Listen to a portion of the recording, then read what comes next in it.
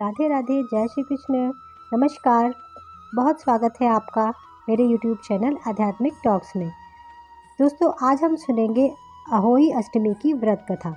कथा सुनने से पहले यदि आप मेरे चैनल पर पहली बार हैं तो चैनल को सब्सक्राइब करिएगा। वीडियो पसंद आए तो इसे लाइक शेयर ज़रूर कीजिएगा। अहोई अष्टमी का व्रत कार्तिक मास की कृष्ण पक्ष की अष्टमी को रखा जाता है। कहते हैं इस व्रत को रखने से संतान दीर्घायु होती है और हर क्षेत्र में सफलता पाती है। इस व्रत में कथा का विशेष महत्व है। कहते हैं कि कथा को बिना सुने व्रत पूरा नहीं होता। तो आइए अहोई माता का नाम लेके कथा का श्रवण करते हैं। एक साहूकार था जिसके 7 बेटे और 7 बहुएं थीं। दिवाली से पहले कार्तिक अष्टमी को 7 बहुएं अपनी इकलौती ननद के साथ जंगल में जाकर खदान में मिट्टी खोद रही थीं। वहाँ स्याहू की मांग थी। मिट्टी खोदते समय ननद के हाथ से स्याहू का बच्चा मर गया। इससे स्याहू माता बहुत नाराज़ हो गई और बोली, मैं तेरी कोख बांधूंगी। तब ननद अपनी 7 भाभियों से बोली, तुम में से कोई अपनी कोख बंधवा लो। सभी भाभियों ने अपनी कोख बंधवाने से इनकार कर दिया, परंतु छोटी भाभी सोचने लगी कि अगर मैंने अपनी कोख नहीं बंधवाई तो सासू जी नाराज़ होंगी। यह सोचकर ननद के बदले में छोटी भाभी ने अपनी कोख बंधवा ली। अब इसके बाद उसको जो बच्चा होता वह 7 दिन होकर मर जाता। एक दिन पंडित को बुलाकर पूछा, मेरी संतान 7वें दिन क्यों मर जाती है? तब पंडित ने कहा, तुम सुरही गाय की सेवा करो। सुरही गाय स्याहू माता की भायली है, वह तेरी कोख खुलवा देगी, तब तेरा बच्चा जिएगा। अब वह बहुत जल्दी उठकर चुपचाप सुरही गाय के नीचे साफ सफाई कर आती। सुरही गाय ने सोचा, रोज उठकर कौन मेरी सेवा कर रहा है, सो आज देखूंगी।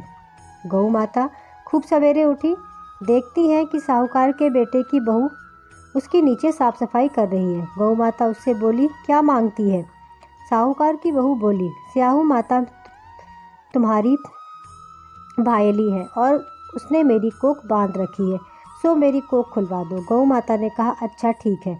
अब तो गौ माता समुद्र पार साहूकार की बहू को अपनी भायली के पास लेकर चल पड़ी। रास्ते में कड़ी धूप थी, सो वह दोनों एक पेड़ के नीचे बैठ गई। थोड़ी देर में एक सांप आया। उसी पेड़ पर गरुड़ पंखनी का एक बच्चा था। सांप उसको डसने लगा। तब साहूकार की बहू ने सांप मारकर ढाल के नीचे दबा दिया और बच्चे को बचा लिया। थोड़ी देर में गरुड़ पंखनी आई तो यहाँ खून देखकर साहूकार की बहू को चोट मारने लगी। तब साहूकार की बहू बोली, मैंने तेरे बच्चे को नहीं मारा, बल्कि सांप से तेरे बच्चे के करीब आया था, मैंने तो उससे तेरे बच्चे की रक्षा की है। यह सुनकर गरुड़ पंखनी बोली, मांग, तू क्या मांगती है? वह बोली, 7 समुद्र पार स्याहू माता रहती हैं, हमें तू उनके पास पहुंचा दे। तब गरुड़ पंखनी ने दोनों को अपनी पीठ पर बैठाकर स्याहू माता के पास पहुंचा दिया।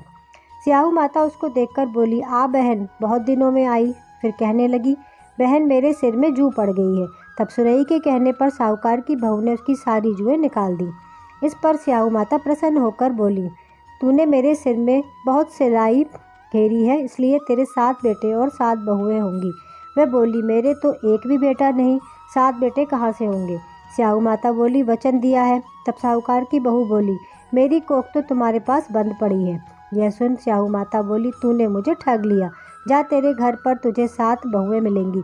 तू जाकर उजमन करियो, 7 अहोई बनाकर 7 कढ़ाई करियो। वह लौटकर आई, घर पर देखा कि 7 बेटे 7 बहुएं बैठे हैं। वह खुश हो गई। उसने 7 अहोई बनाई, 7 उजमन किए और 7 कढ़ाई करी। शाम के समय जेठानियाँ आपस में कहने लगीं कि जल्दी जल्दी पूजा कर लो, कहीं छोटी बच्चों को याद करके न रोने पड़े।